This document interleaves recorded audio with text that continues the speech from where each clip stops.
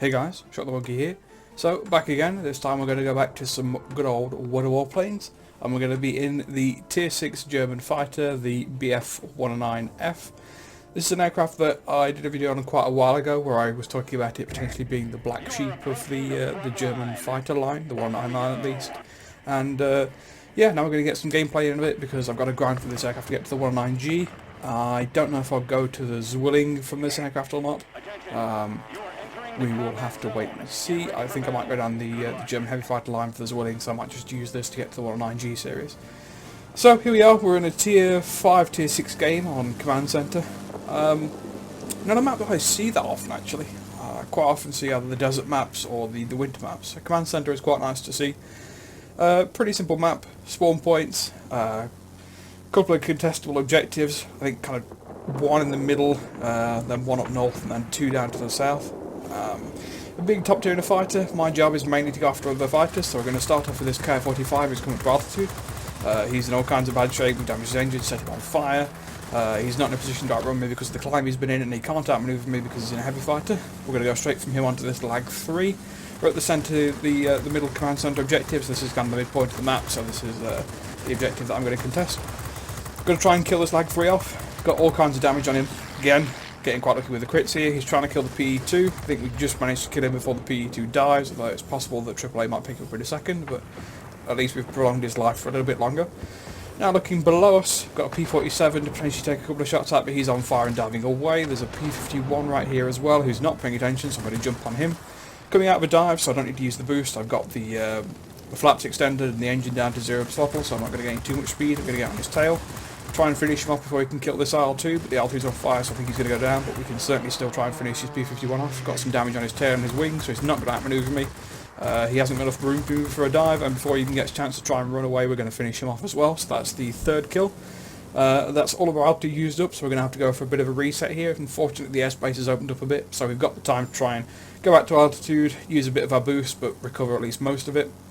Most of the aircraft nearby are rather at quite considerably high altitude or quite a distance away. Just going to look around, scan for targets, see potential opportunities of opening up. Notice there's this IL-2 that's crossing from their side of the map to our side of the map further south. We don't have too much over there in the way of our own aircraft, just a single fighter, and there's two enemy fighters that have appeared on radar.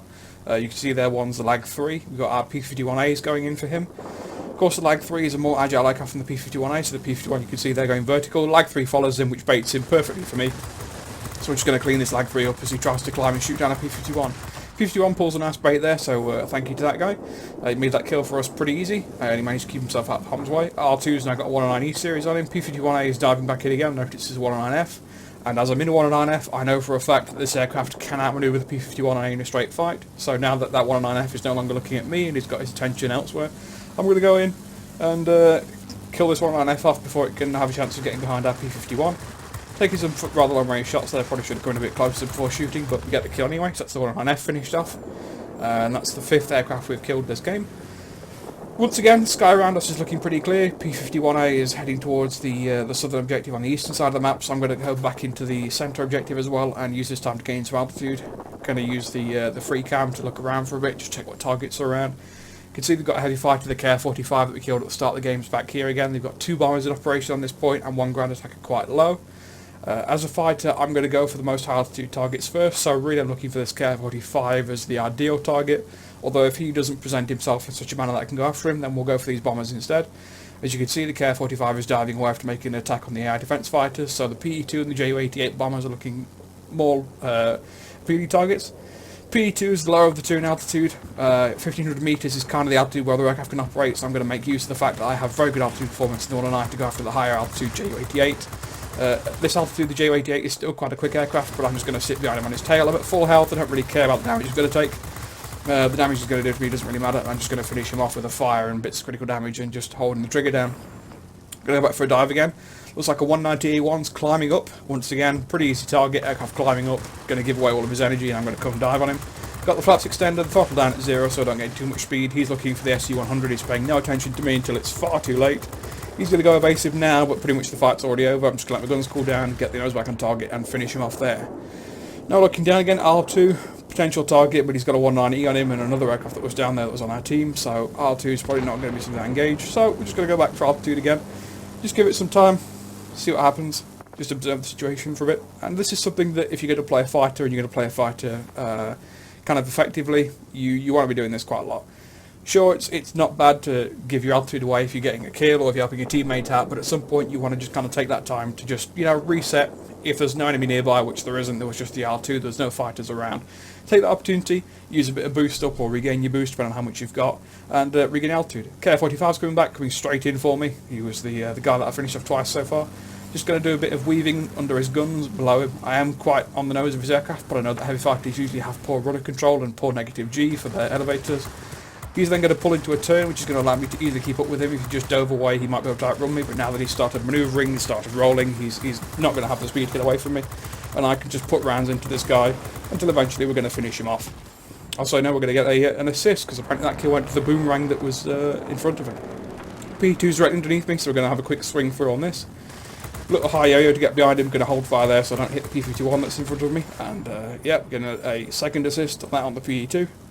JO88 up at higher altitude, so I'm probably going to go head in for this. He's within 1,000 metres, got a couple of seconds of boost to use up, and the P-51's on him as well, so this is probably going to be a fairly quick kill between me and the P-51A. Both going to jump on him, going to get some pretty good damage, and there's a fire, so he's going to be losing health, so we're just going to tail seek him and hold the trigger down, and that goes to us as that 8th kill for the game, and an assist to P-51.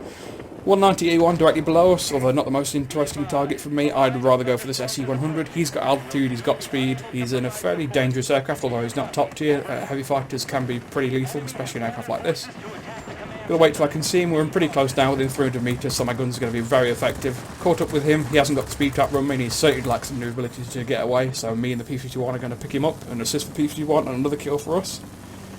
Points looking quite busy, got a P-47 that's fully engaged and committed. He's going to be flying towards us. I'm going to take a speculative shot, avoid the head-on with him, and just watch as he goes past. Going to pull into the vertical, see how he's doing on health. He's being picked up, going to put a few speculative shots in his direction. Don't get the kill sadly, just a regular assist, but we'll take that. Got a PE2 up high, IL-2 down low, and then another fighter at higher altitude, a heavy fighter at high altitude as well, which is probably the KF-45, yes it is. Looking at the KF-45, he's extending away. Potentially try and climb up to him and go after him, but he's still moving away from the point, so he can be ignored. And so once again we find ourselves in a position where there's no real dangerous enemy aircraft around, it's just a couple of bombers over the objective. The objective is still well and truly in our control, so I'm going to use some time and some boost to, again, recover altitude, head back up to a decent ceiling from which to operate from, and that gives me the opportunity to do as I've done before just now, which is use my altitude to gain energy and commit to fights where it's helpful, either to pick off dangerous targets or just to assist teammates and try and keep people alive. So, going to keep on looking around, and I'm not paying attention here, and that PE2 is going to come straight towards me, so I'm going to get a quick burst on him, once again avoid a collision in head-on, and another minor assist to myself. Didn't get the kill on the PE2 obviously, wasn't paying attention, maybe if I had been that could have been a kill for us, but looking around for other threats, didn't notice that he turned back around until he was pretty much on top of me, so, you can't win them all, it happens sometimes, but an assist is an assist all the same. Game's looking pretty much over, no one's nearby to go after. And there we go, victory for our team. So, third place of the team, just shy of 12,000 personal points and a nice heap of awards. So, sure, not first place in terms of grade, could have got the fighter grade higher, but a nice score all the same in this aircraft. Thank you all for watching, hope you've enjoyed the video, and I'll see you all next time.